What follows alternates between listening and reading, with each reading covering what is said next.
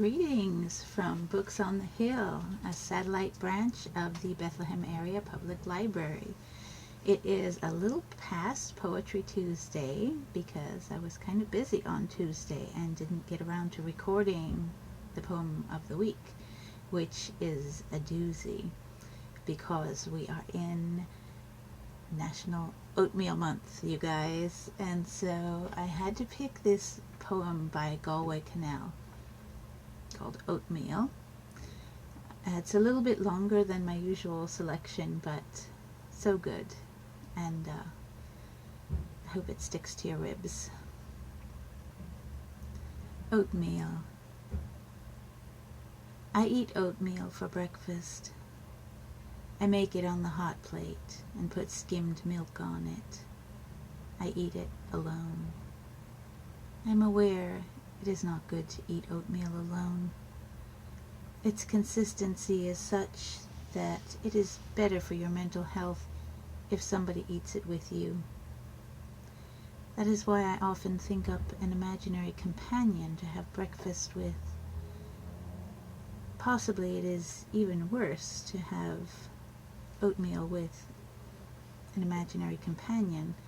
Nevertheless, yesterday morning I ate my oatmeal porridge, as he called it, with John Keats. Keats said I was absolutely right to invite him, due to its glutinous texture, gluey lumpishness, hint of slime, and unusual willingness to disintegrate. Oatmeal should not be eaten alone.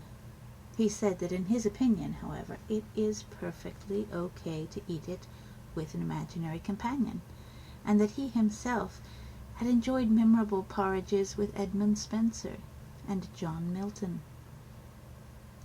Even if eating oatmeal with an imaginary companion is not as wholesome as Keats claims, still you can learn something from it. Yesterday morning, for instance, Keats told me about writing the Ode to the Nightingale. He had a heck of a time finishing it. Those were his words. "I had a heck of a time," he said, more or less, speaking through his porridge. He wrote it quickly on scraps of paper, which he then stuck in his pocket. But when he got home, he couldn't figure out the order of the stanzas, and he and a friend spread the papers out on the table, and they made some sense of them, but he isn't sure to this day if they got it right. An entire stanza may have slipped through into the lining of his jacket through a hole in his pocket. He still wonders about the occasional sense of drift between stanzas, and the way that here and there a line will go into the configuration of a Muslim at prayer, then raise itself up, peer about, and then lay itself down slightly off the mark, causing the poem to move forward with a reckless, shining wobble.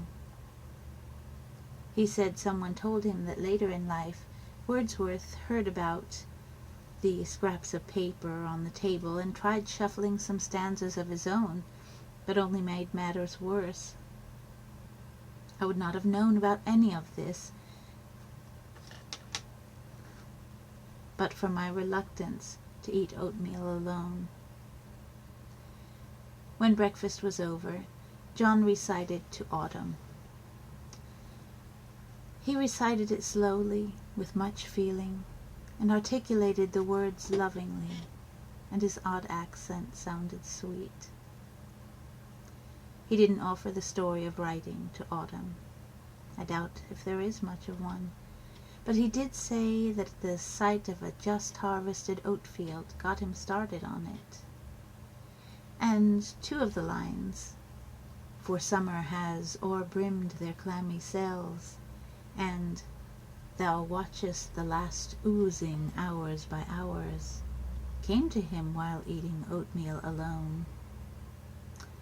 I can see him drawing a spoon through the stuff, gazing into the glimmering furrows, muttering, "Maybe there is no sublime, only the shining of the Amnion's tatters. For supper tonight, I'm going to have a baked potato left over from lunch. I'm aware that a leftover baked potato is damp, slippery, and simultaneously gummy and crumbly, and therefore I'm going to invite Patrick Kavanagh to join me. There, that is the poem of the week here. I hope you join me next time.